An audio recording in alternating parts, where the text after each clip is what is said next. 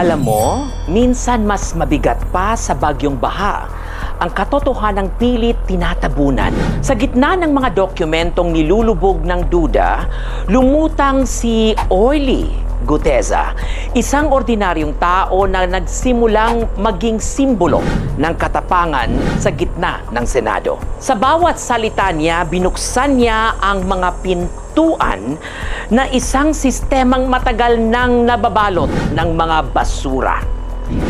Hindi lang literal na pera sa maleta, kundi ang mga basurang bumara sa dangal ng gobyerno. His voice, trembling yet resolute, has become a compass pointing towards those who benefited the most from the flood control funds. Those most guilty who drowned accountability in billions of pesos meant for protection, not corruption. The imperative part of Guteza's testimony lies in its insider detail. He is not a bystander. He is a participant who has seen where the suitcases went, to whom the deliveries were made, and how the flow of public funds was manipulated like an orchestrated current.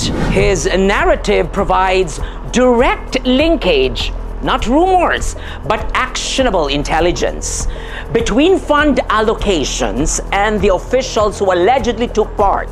Under the Senate Rules of Procedures governing inquiries in aid of legislation, testimony like Guteza's is protected, privileged, and admissible even without a notarized affidavit, provided it is given under oath before the committee.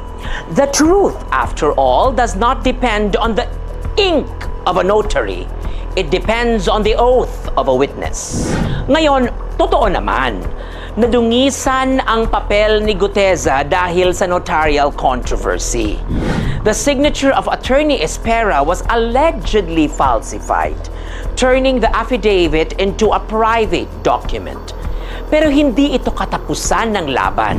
Sa ilalim ng 2004 Rules on Notarial Practice at ng Rules of Evidence, the defect of a falsified notarization does not extinguish the truth contained in the statement. It only removes its presumption of regularity.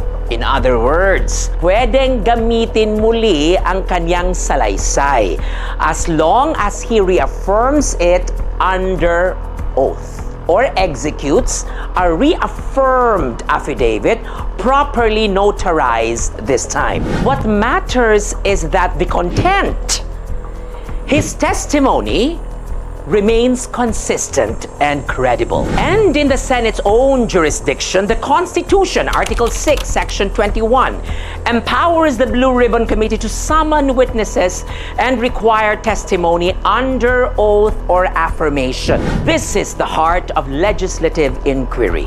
Truth seeking, not technical perfection.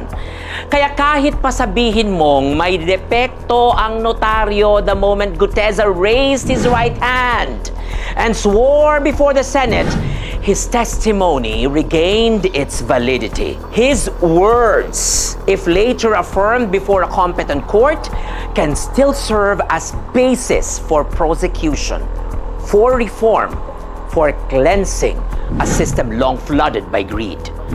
Sa dulo, the controversy over notarization only tests the vessel of truth, but does not sink it. Guteza's courage to speak remains the lighthouse in the storm of corruption, reminding us that sometimes, kahit basang-basa ng duda ang dokumento, the truth will still float. And if the Senate truly listens, it can still build from his words the dike that will finally hold back the flood. Another day, another Regal POV.